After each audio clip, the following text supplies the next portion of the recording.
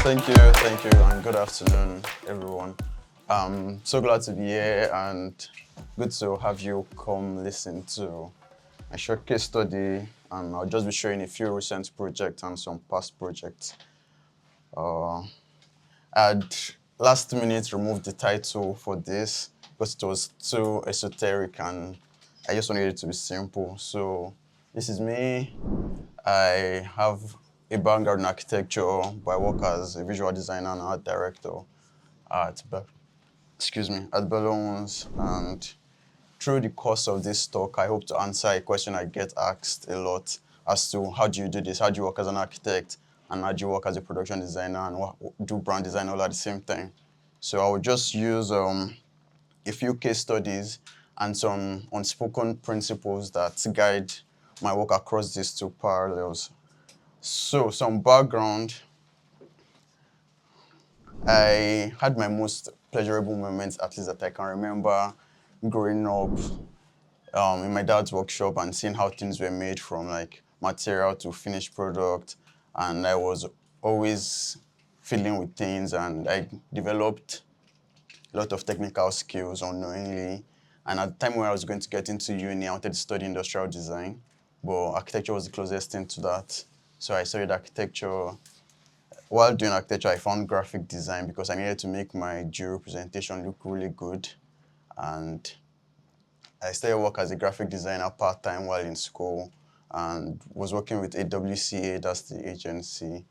Then was also doing architecture on the side.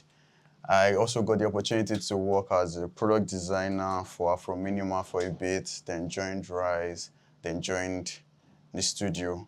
And this is a reel of some of our past projects from the studio. I'll just play it so you get a sense.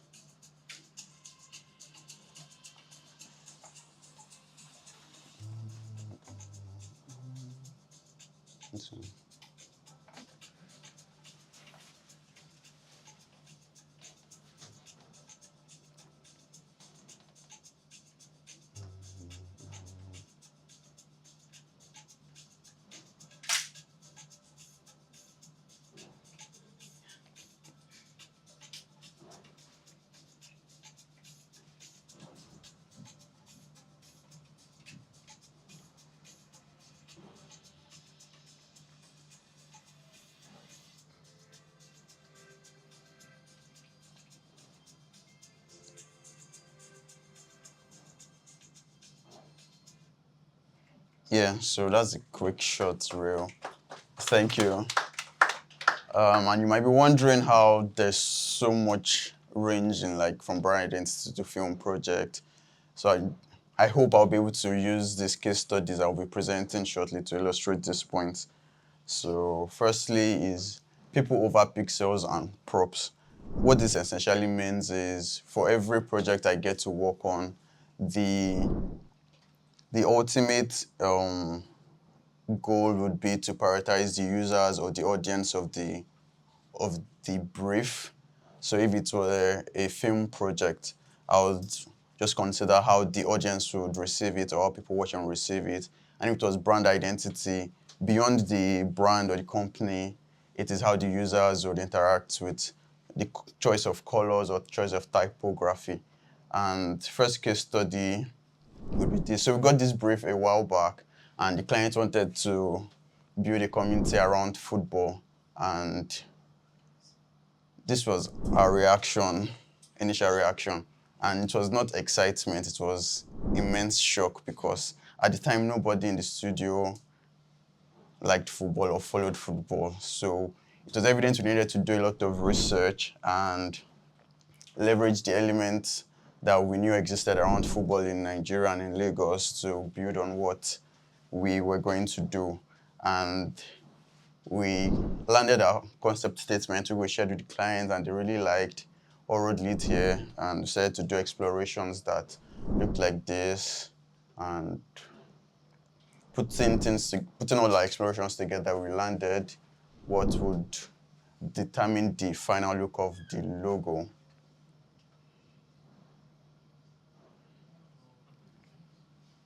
So this was the logo, and yeah, this was the final logo. Then we went ahead to do other brand elements, and again putting the people in context of the work, but this time putting the football players in context of football. And we had this light bulb moment of using the formations in football games, how people use 4-4-2 and those numeric formations to lay out the team on the football field. So we use that to lay out, to do layout compositions that would look like this. So we built an entire layout system out of very interesting formations, if I call it that. And so combining typography, colors, and imagery into one single layout with the same idea of how football teams will be laid out on the pitch. And this is what the final graphics will look like when we put them in a grid and apply these formations. Also with animations that would look like this. So going back to our concept statement of all road leads here, we took cues, visual cues from road markings, tire tracks, and footprints on the road or on the ground to develop patterns that look like this. So these patterns, we extended them into the jerseys. So this was the home jersey, and for the away jersey, we also put people in context again of how one element repeated would build like an entire community, like one bird with other birds become a flock of birds, and that was the away jersey. So designing the jersey gave us opportunity to push our work beyond pixels and mock-ups, but also collaborating with a production team at Umbro who helped with developing the jersey. So these are like tech spec sheet of what is required for each jersey, and we learned how other people saw football. So in context of materiality and in context of wearables. So we learned about how things would work in raised rubber, embroidery print, or screen print on jersey materials. And this is the overall look of the brand identity project. And it looks like people really liked it, which was the goal, making sure the audience resonated with it. And I think it also impacted how people loved football in Lagos and how Sporting Lagos became a very liked club, or a club where people enjoyed football with. Next project that puts people in context is a TVC, and the subject for this are parents with kids. So the client, Golden Penny, had reached out saying they just made a perfect spread. So this spread, they said, was going to be very helpful for kids in making food for themselves without supervision of a guardian. So your kid could just go take the spread and make whatever they want to make. And they said it was a spread that could be, you can use it with just bread. So you could use it with other things that requires a spread.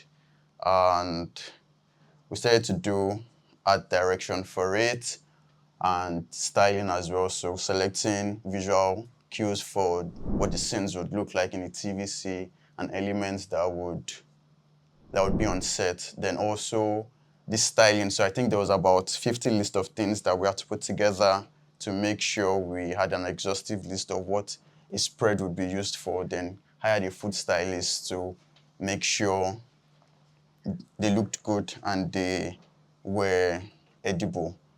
Then on set for filming, I was responsible for making sure the brand positioning and product positioning were accurate. And it's still in edit, but these are short clips from what the final video would look like.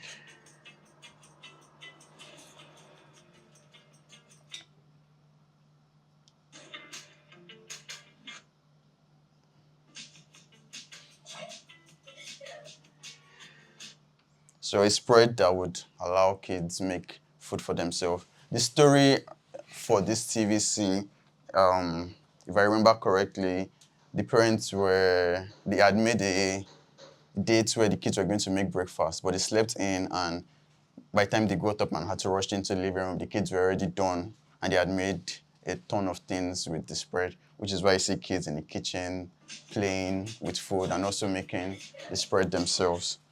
Okay, this is a more recent than the golden pen, a more recent project where um, seeing how the reaction of the audience would be is the reason why we worked on it. And also, my role here was art director to make sure the visual narrative for each scene was executed properly. It's 10 years of Ojo Elegba with Spotify. So Spotify was celebrating 10 years since Wizkid released the song Ojo Elegba.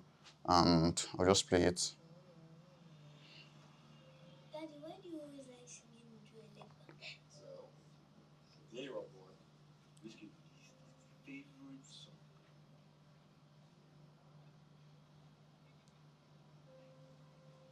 It was everywhere. Everybody was singing it all the time.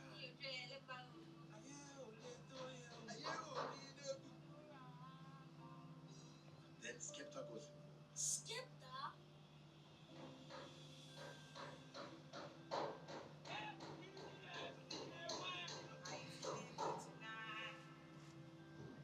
So you see, Whiskey came up for the Ojo Elegba. Now it's more famous. You can do anything you feel at the period.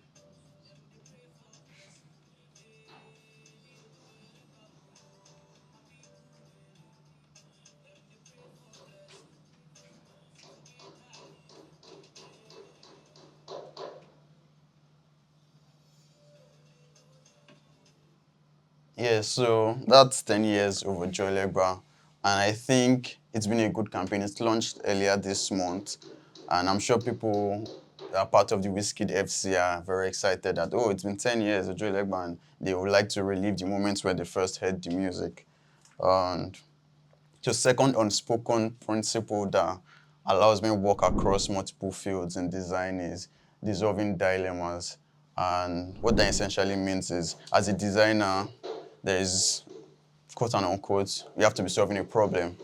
So I'm also opportune to work with people who like to work on projects that have interesting problems or challenges, and these problems be could have us stuck on doing explorations for months before we hit the final resolution for what the best visual result would be.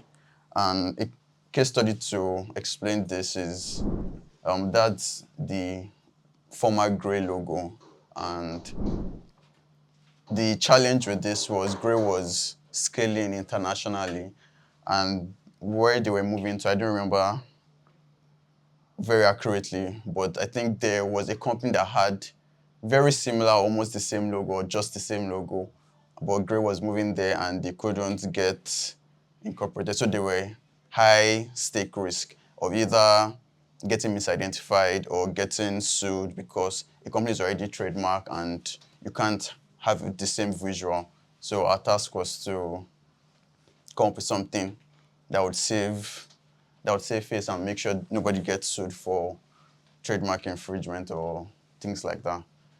And how we approached this was, first we just tried to do a memory game where we did this short surveys where people should just draw out of memory the logos of these brands. And I think the difficulty goes from like left to right. This is more difficult to remember from memory and draw than the first one. And the result, we went to the streets and just gave out this surveys for random people to draw. Told them not to look at your phones, just draw it. And if you can't draw it, just skip it. And our result was this: 80% of the participants remembered the structure of short word marks. And this was very interesting to us because we then discovered that not everybody remembered the logos they interacted with on a daily basis, but they remembered the structure of wordmark because they're easily recalled, especially when they're short. So things like MTN, Dell, or UBA, it's easy to, UBA is UBA. I remember someone saying, oh, UBA is UBA. UBA doesn't have a logo, but yeah. So we went back and spent a ton of time drawing a ton of, I think each person had to draw like 50 different logos just to make sure we hit the right one that was memorable and wasn't so different from where Gray was. Then we realized there was a very, what's the word? There was a unique character with what currently existed. So chamfered edges and rounded corners were very, were the, was what embodied the previous logo, and we just transfer that into this that is the current Gray Finance logo here. And so a third point is having fun at work. So most of the projects I've been opportune to work on, thankfully, I enjoy working on them, and they're most like fun to me, aside the long hours and small stress that comes with work, but they've always been fun. And not a lot of career paths allows you to have fun while you're working. What's the word? Uh, you can't be a tailor that somebody's on your head now and you are trying to get a stitch right and be saying you're having fun, unless I don't know how tailors do it, but I know they always drag tailors a lot. So while I was at Rise first, I'm not going to talk about my brand design work. I'm going to talk about being an architect at Rise. So I remember I was with AK one day. AK is the CEO of Rise, and he mentioned they're trying to get a new building where people would work from, because the team at the time was predominantly remote. So I just mindedly said to him that, I would like to take this as a side project. In addition to my 9 to 5, I did not think about the consequences, but I know it was going to be fun for me to just have something to design. So they were like, oh, no problem, let's go to the space. So we went to the building. This was what it looked like at the time. And I saw that it was previously owned by some corporate organization where they had partitioned the walls along this side, and it was just, I don't know, I didn't even know how to describe it. Just like boxed up everywhere, offices and doors everywhere. So I just had to redo the layout. The red lines are demolition drawings for what I proposed to be taken down. And I came up with this new layout that is now the office layout. And the team approved it and really liked it. Then it became serious and more fun when they said, oh, let's get started with this. So I pulled in some of my friends who work full-time as architects, and I said to them, oh, let's get to work on this, and they were also excited too. So it was all fun together. Then we started the civil work that required pulling down walls and pulling down all the services in the building, the electricals, plumbing, taking down the ceiling, and we're literally just removing the entire guts of the building and redoing it. Then while that was happening, that design studio was working on the rebrand for Rise, and they had shared this internally with the team where as a new color palette, and they shared this pattern that were going to be the graphic device for the brand. And I took this to site and said, oh, this was going to be how we'll use in materiality on what we're doing on site. So the colors from the brand and the patterns we tried to, this was a test perforation we did on what we're going to clad the building with.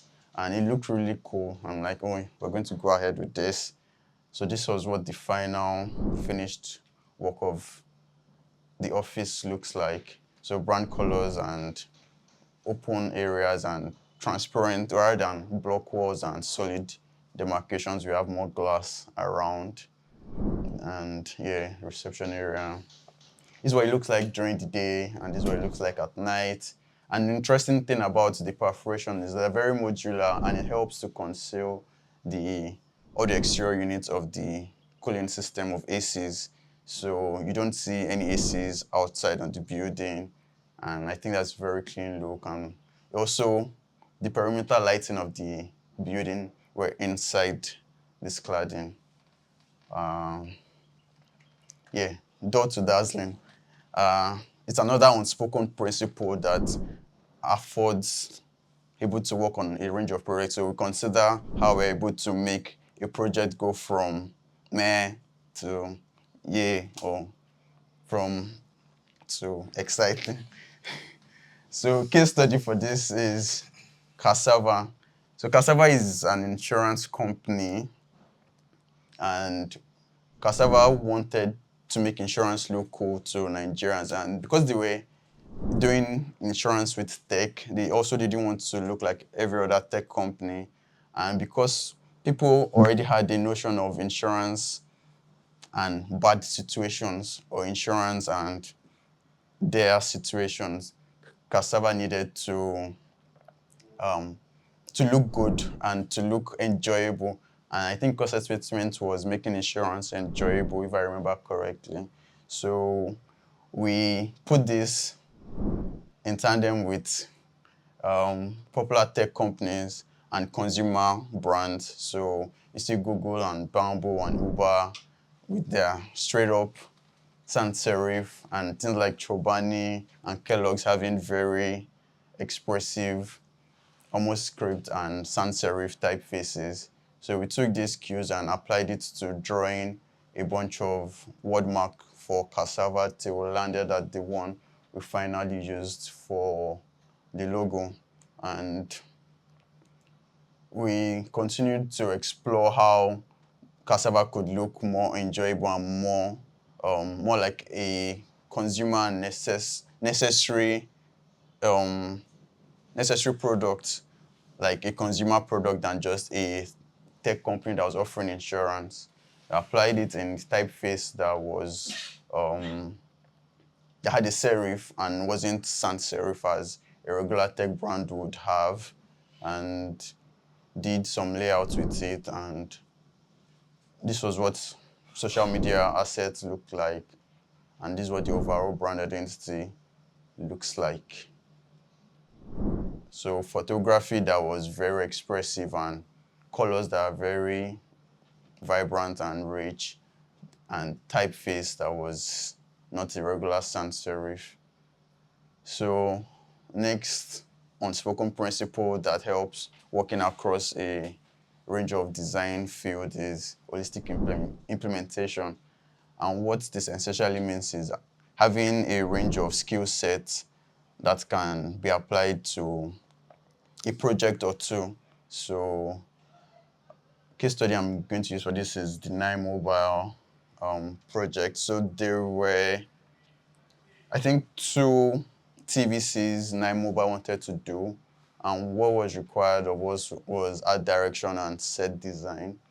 And we had worked with Oladabesa as director, Ebuka was the producer, and Fedrock was DOP. So I'm going to play this first one. So here's the thing. Why do you do what you do? Is it because it's what you want to do? Or is what other people expect you to do?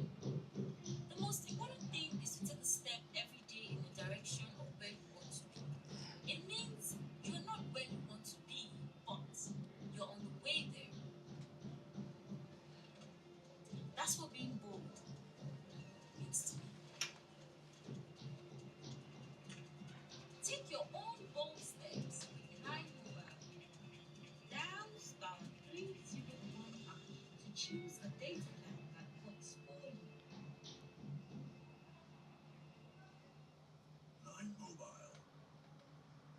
So Nine Mobile was, I think they were launching a new set of product offerings and also launching new brand ambassadors.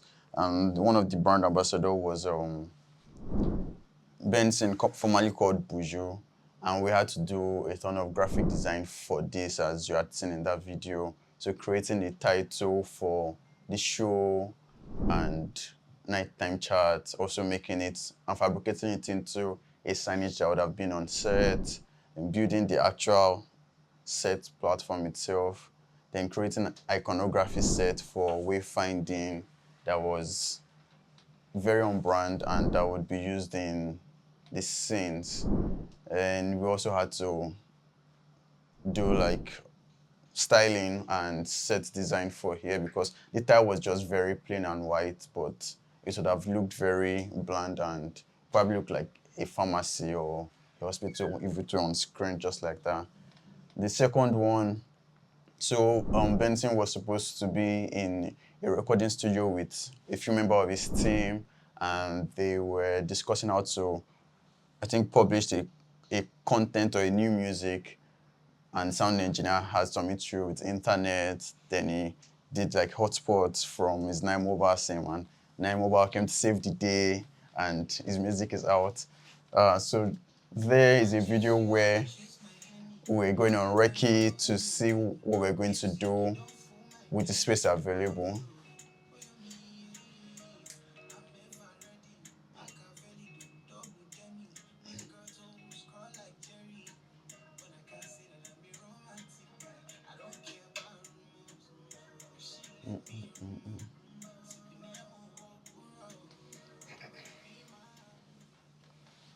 Yeah, so all those hand movement and standing and looking at screen and gesticulation is just discussing how we're going to build out the scene from the empty space we had as set location. So I designed this that's supposed to be the sound engineer's booth, and that's what it looks like here. Then also picking out set elements that we're going to use to style, using things, artists, also collaborate with artists. But that's Josh, I guess, his bench. Then special plants that, not really special, but specially selected plants that look very cool. And also practical lamps for styling. And this is what the So in order to ad looks push out like. the best content for our subscribers, we need to determine his outfit for the album cover. Like many things in life, making great music is a process.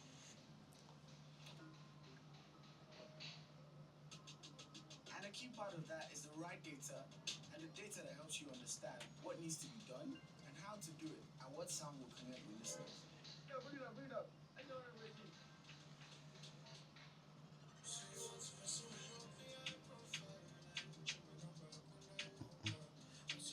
So, whatever aspect of life you're into, enjoy the journey. Now moves got you covered. Down starts with zero